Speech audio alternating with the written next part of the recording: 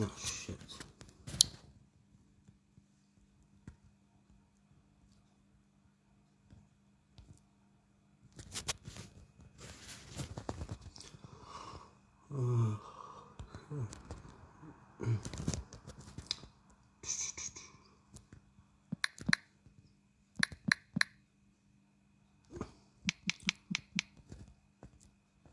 Hey guys, I'll just be a minute. Can somebody share this on to Never Surrender and Margaret Veteran and yeah, mine's a war page or something. Just waiting for folk come on and can anyone hear me? Alright.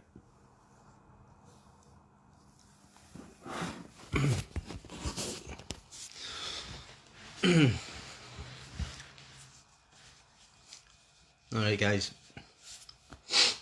just waiting for some numbers to come on. If folk can share this on to Never Surrender, because I don't know have a clue how to do this. Just fucking invite folk in.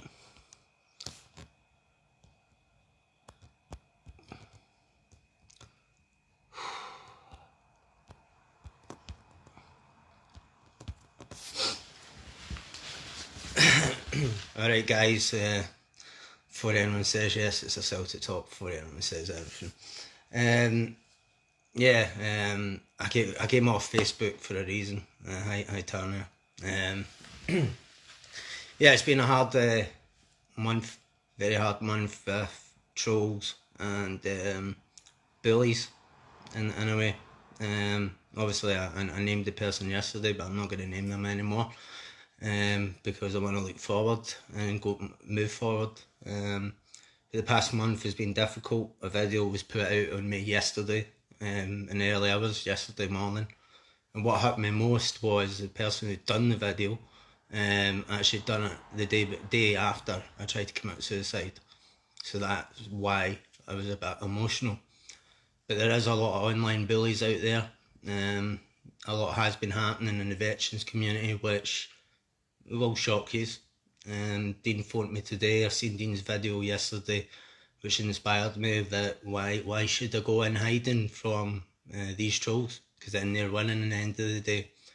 At the end of the day, I've been through many of these veterans that need support, which need guidance and get given a second chance to move forward in your life. You know, people have addictions, people have mental health issues, PTSD. So why does that stop them if they have addiction issues? Why does it stop them getting help? But certain groups take upon themselves to bully others, which is quite heartbreaking to see. So basically what I'm saying is, people might think I've let nearly named them, that person get to me. I certainly haven't. I need to take some time out, process it.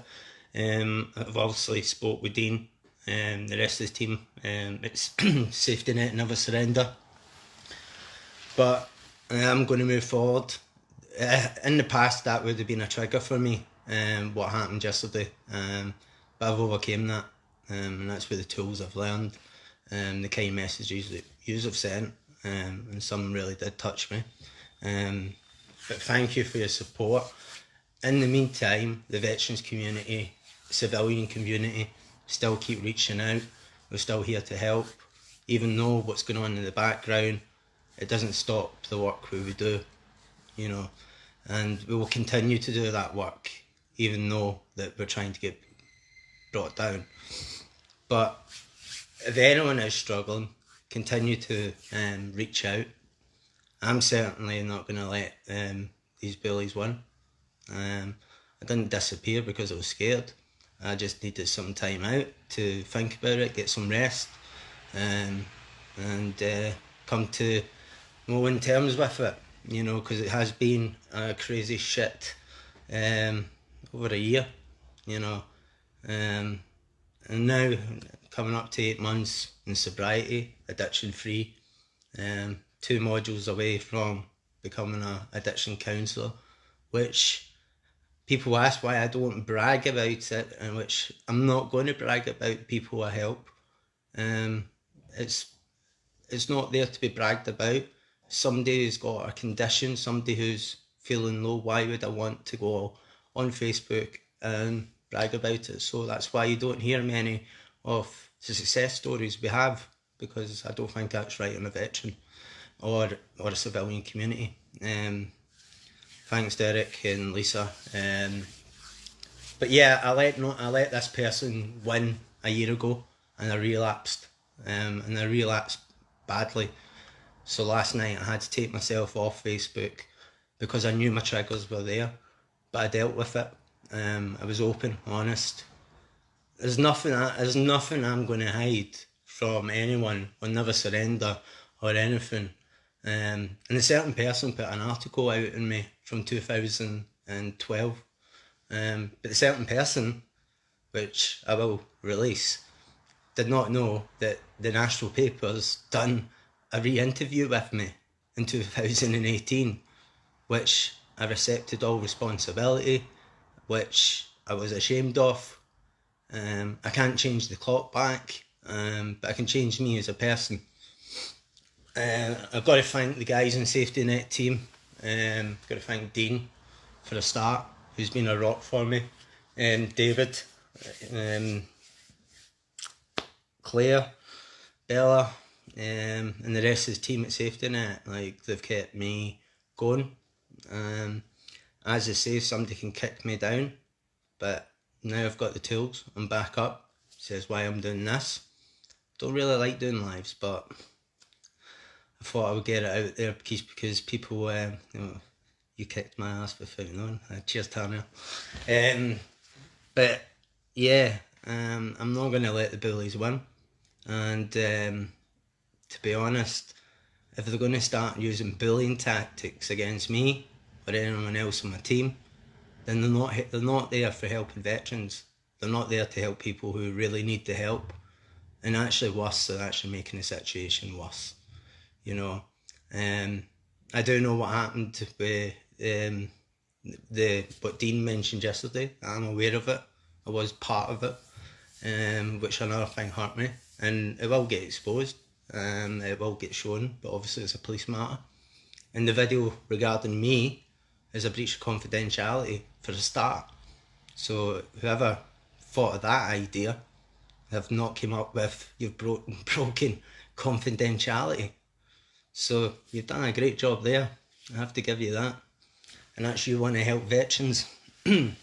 But in the meantime, veterans, we need to be supporting each other, civilians, because I'm one of these ones that I think anyone deserves the help, not just veterans families, civilians, because a lot of them have trauma. If you've ever met an alcoholic or an addict who says enjoy doing what they do, no, they're just lying to you, because they've also got an underlying issue. Addictions is an underlying issue. It's an illness, and it can be treated. As long as you put the work in to get the help, to get the support, and don't lie, you'll get it. And I'm always there. I don't care if you can phone me. People can phone me day or night. But I'm not going to let this person or persons grind me down. They've tried it before, and they've tried it again, and certainly not going to give in to them. Difference is, he does not know. I didn't have the support then a year ago, you know. Now I do. And it's not about having the support. I've actually got more strength in me in what he actually thinks. And I've came a long way since his bullying tactics started. And yesterday could have been a trigger for me. I recognised the trigger and I dealt with it. I didn't pick up a drink because that's what he wanted. And I'm here, you can see, I'm sober. And I've came back on Facebook because people have messaged me. Some messages actually touched me. I didn't realise it was having that big of an effect on people. But we all need to be working together in the veterans community, and we need to get rid of the people who are not in it for the veterans and not in it to helping people, because at the moment all we're seeing is things like this, things like people having to call people out, having to deal with issues was got nothing to, it's making people worse off than what it is. And we were trying to get people help, and that's what we're here for. We're not here for fights. We're not wanting fights. I certainly don't want to be fighting 24/7 with everyone, but it does get you down, and it does affect. We're all humans, and at the end of the day, we can only take so much. Yesterday I had to take time out, and I'm certainly not going to let this person get to me. And I do hope he sees this. And I know for a fact he's got people on my Facebook, and I found that one out quite easily. But moving forward, we're still here to support everyone. I don't want this to be thinking, and I can tell you now, I've got nothing to hide, and I've absolutely got nothing to hide. I've got nothing, any skeletons there to say what my past. Yes, I've been in prison. Yes, I was accused of being a racist. But if they go back to 2018, they would see the real side of the story. I know he's tried to use that against me. I'm not going to lie. I've been in prison. Right? People do stupid mistakes in life. I never used my alcohol. I never used my PTSD for that reason what happened. It was until 2018 somebody knew my background, and the Daily Press asked me to do an interview, and I told them then, 4 years after I was made out to be a racist and a thug, and they asked me why I didn't tell them that I had PTSD and that. I wasn't going to use alcohol, I wasn't going to use drugs, actions I caused and probably hurt I caused to others.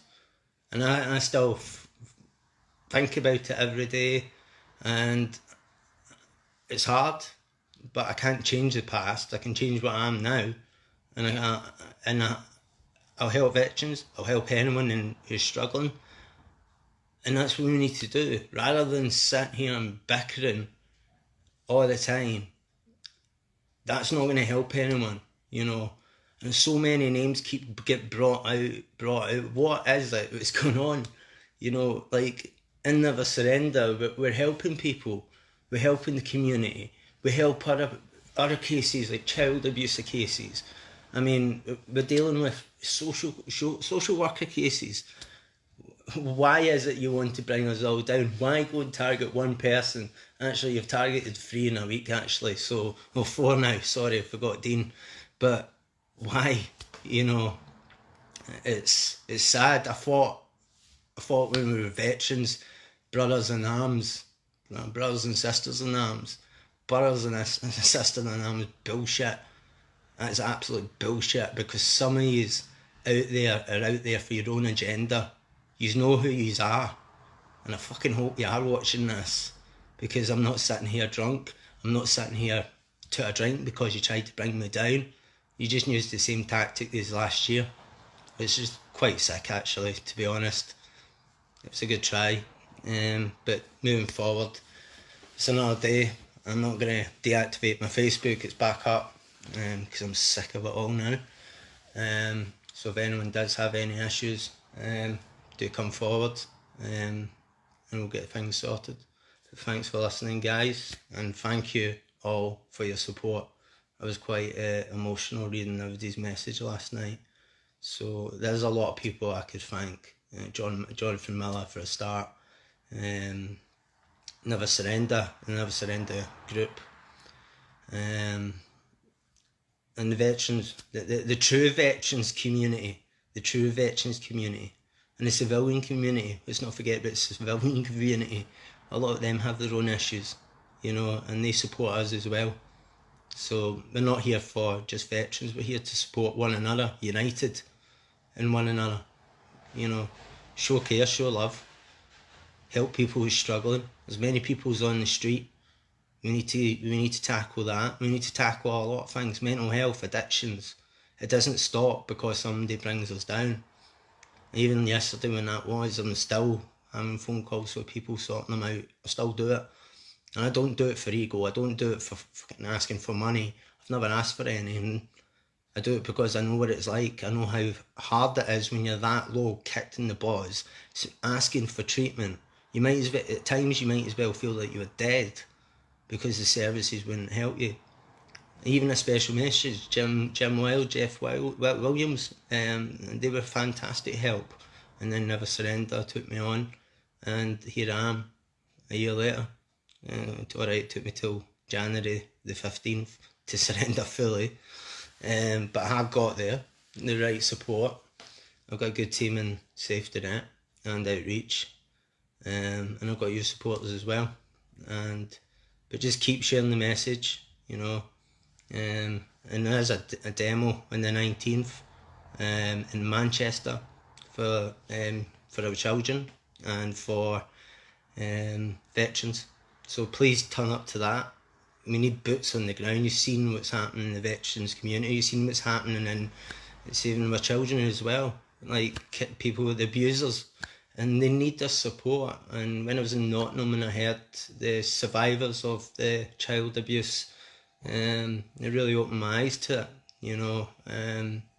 and they need support as well, and that's what we are doing as well. We support people who have been through that as well, so we're not just veterans only, and we were open to all, unless it's a certain person, but please be there on the 19th. Unfortunately, and this is another thing, one of my flatmates has moved out on Thursday, and just finally told people here that she's been tested for positive for COVID, so I'm now in 10 days isolation. So it's touch and go if I'll be there on the 19th, but I hope I will. But again, I'll still be here, I'll still help yous, and other groups as well. I plead to other groups who are generally helping veterans. Come forward, we'll support yous, and we'll do anything we can. But thank you for all your support. I don't really take praise, because it's not about praise. I'd rather see someone who's struggling get back on their feet, give them a second chance. It doesn't matter if they blow it. Everybody has relapses. I've had it, certainly relapses in the past, and it's difficult. You need to get back up, find out where you went wrong, and get back on with it. So I'm certainly not going to let one, well, there's a few of them, but it's one specific. I'm not going to let one individual bring me back to my knees and pick up that drink, because I'm not that person anymore. And I'm the person I am today. I want to help people, because I genuinely do care. I know what it's like to be that fucking low and people refusing you any help. If it wasn't for Tom Harrison House, I wouldn't be here. And if I didn't get into Tom Harris's house, I can be honest with you, I wouldn't be talking to you today. I've got a condition, chronic pancreatitis, which I was warned about, but I didn't give a flying fuck, because I wanted the alcohol. It's mind over, because you're alcohol. It's hard to explain, but the alcohol, when you shrink them off alcohol or drugs, it takes your life over, and it makes you a nasty person, makes you hurt people that you care about, your family, and also it just makes you feel worthless and powerless, and you might as well not be here. And a lot of people can probably relate to that. But if you are struggling with alcohol, drugs, don't think it is a stigma or weakness. It is an illness. Reach out. The support's there. I never lie. To get into recovery is not an overnight thing. You can't just get overnight and go into recovery. It takes a lot of time. It takes a lot of effort. And if you follow the programme, I can guarantee you'll get into a stage where you feel normality's getting there. You're going to get hurdles. You're going to get tests with triggers like I did yesterday. But it's how you deal with these triggers.